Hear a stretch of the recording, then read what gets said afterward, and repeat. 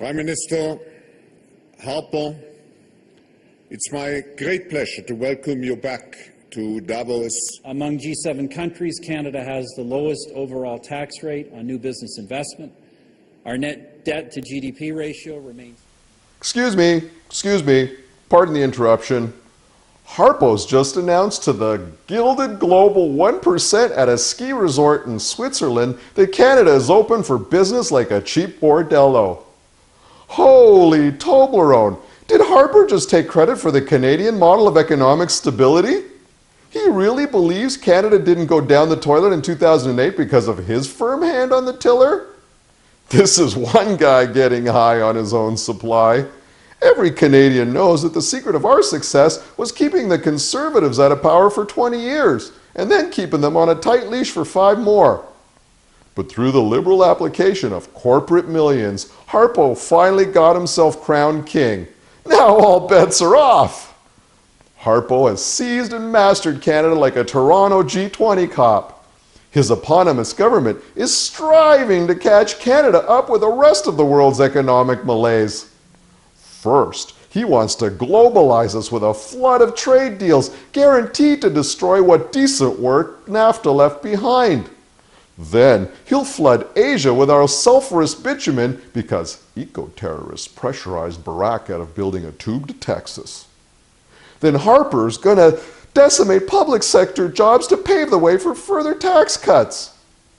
Finally, he's going to starve our seniors to solve the increasing obesity problem. Because Harpo hasn't managed to bankrupt the Canada Pension Plan, he says he can't mess with that yet. But he will be delaying old age security supplements for the poorest seniors. Demographic pressures are a menace to our social programs, don't you know?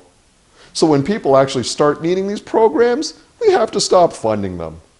Them aged indigents will just have to work a couple of years more before slacking off on that cat food diet. And then there will be another massive tax cut after the great boomer die-off. The most sincere part of Harpo's speech was a Freudian slip. Preparing ourselves for the democratic pressures, the demographic pressures, that the Canadian economy faces. Harpo said that the Canadian economy faces democratic pressures instead of demographic pressures. What he meant deep inside was that democracy would actually have the economy serve the interests of the majority when they most need it. Ain't that rich?